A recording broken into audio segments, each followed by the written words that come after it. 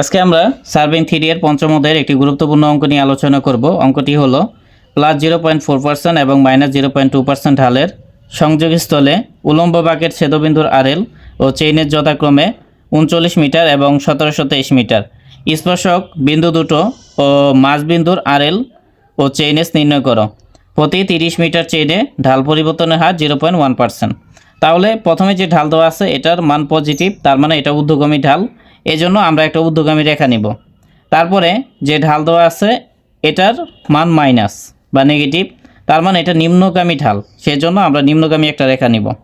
এখন এই দুটি রেখাকে একটা কার্ভ দ্বারা সংযোগ করে দিব। তো এখানে T1 হলো বাঁকের বা উলম্ব বাঁকের প্রথম স্পর্শক বিন্দু, আর T2 হলো উলম্ব বাঁকের দ্বিতীয় স্পর্শক বিন্দু, E হলো মধ্যবিন্দু এবং C হলো বাঁকের শীর্ষবিন্দু। তাহলে এখানে প্রথম ঢাল G1 ইকুয়াল +0.4% দেওয়া আছে, আর দ্বিতীয় ঢাল G2 ইকুয়াল -0.2% দেওয়া আছে, আর ঢাল পরিবর্তনের হার R=0.1% দেওয়া আছে। এখন বাঁকের দৈর্ঘ্য, তাহলে বাঁকের দৈর্ঘ্য L ইকুয়াল আমরা জানি G1 - G2 / R। এখন এখানে G1 G2 এই দুইটার মান পার্সেন্টে দেওয়া আছে, তাহলে এই দুইটা পার্সেন্ট থেকে একটা পার্সেন্ট কমন নেওয়া যাবে, আবার আর এর মানও পার্সেন্ট আছে, তাহলে এখানে পার্সেন্ট এবং এখানের পার্সেন্ট দুইটা কাটাকাটি করা যায়। তো কাটাকাটি যেহেতু করা যায় তার মানে পার্সেন্ট কাটা যায়, সেজন্য যখন আমরা G1 G2 এবং আর এর মান বসাবো তখন পার্সেন্ট নেওয়ার কোনো প্রয়োজন নাই। সেজন্য G1 এর মান হলো +0.4, তাহলে G1 এর মান +0.4 নিলাম, মাইনাস মাইনাস, তারপরে G2 এর মান -0.2 -0.2 নিলাম, আর আর এর মান কত 0.1, তাহলে আর এর মান 0.1 নিলাম। তাহলে এখানে যে মান আসবে এটা শিকলে আসবে। এখন এটা হিসাব করলে কত আসবে 6, আর শিকল নিলাম। তো এখানে শিকল বা এক শিকলের মান 30 মিটার ধরা হয়েছে, তাহলে এই জন্য শিকলের পরিবর্তে আমরা মিটার নিব। তো এই জন্য 30 দ্বারা গুণ করে দিলাম। এক কথায় এক শিকলের মান যদি 30 মিটার হয় তাহলে 6 শিকলের মান কত, 6 × 30 মিটার, হিসাব করলে 180 মিটার। তাহলে এখন L = L/2, এটা হলো ফর্মুলা। এখন L এর মান কত 180 নিলাম, 2 নিলাম, হিসাব করলে 90 মিটার। এখন বাঁকের প্রথম স্পর্শক বিন্দুর RL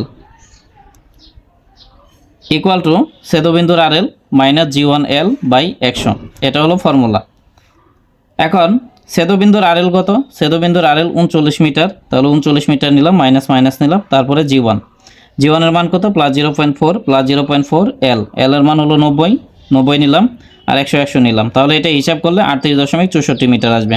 তারপরে দ্বিতীয় স্পর্শক বিন্দুর RL, এখন দ্বিতীয় স্পর্শক বিন্দুর RL ইকুয়াল কি হবে, ছেদবিন্দুর RL প্লাস হলো G2L/100, এটা হলো ফর্মুলা। তাহলে ছেদবিন্দুর RL কত 39 মিটার, 39 নিলাম, প্লাস নিলাম, তারপরে G2 এর মান -0.2, তাহলে -0.2 নিলাম, তারপর L এর মান কত 90 নিলাম, 100 নিলাম, এটা হিসাব করলে 38.82 মিটার আসবে। এখন প্রশ্নের ছেদবিন্দু চেইনেস দেওয়া ছিল 1723 মিটার, এক কথায় এখানে চেইনেস হলো 1723 মিটার।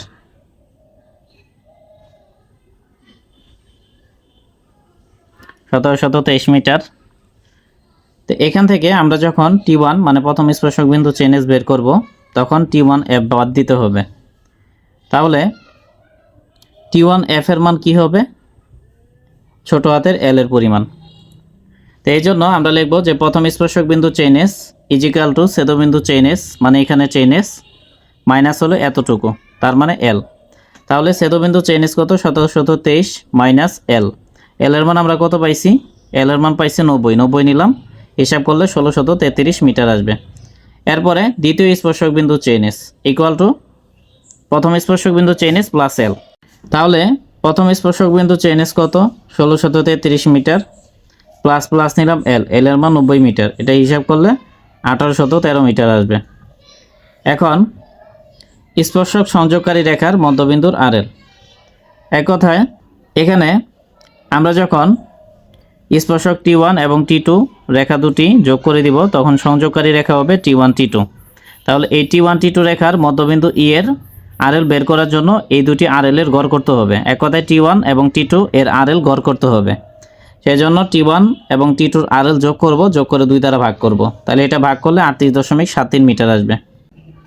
তারপরে আমরা বাঁকের মধ্যবিন্দু C এর RL বের করব। তো C এর RL বের করার জন্য F বিন্দু এবং E বিন্দু এর RL এর গড় করতে হবে। তাহলে এখন আমরা স্পর্শক সংযোগকারী রেখার মধ্যবিন্দু RL 38.73 লিখব।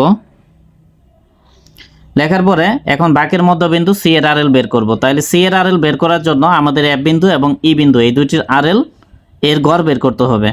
সেজন্য আমরা লিখব বাঁকের মধ্যবিন্দুর RL ইকুয়াল টু F বিন্দুর এবং E বিন্দুর RL, মানে 39 এবং 38.73। এই দুইটা যোগ করব, যোগ করে 2 দ্বারা ভাগ করে দিব। তাহলে হিসাব করলে 38.865 মিটার আসবে। এখন বাঁকের মধ্যবিন্দুর চেইনেস। তাহলে বাঁকের মধ্যবিন্দুর বা C বিন্দু চেইনেস বের করার জন্য আমরা কি করব? এটা বের করার জন্য আমরা T1 এবং T2 এই দুটি বিন্দুর চেইনেসের গড় করব। সেজন্য T1 এবং T2 বিন্দুর চেইনেসকে যোগ করে 2 দ্বারা ভাগ করব। হিসাব করলে 1723 মিটার আসবে।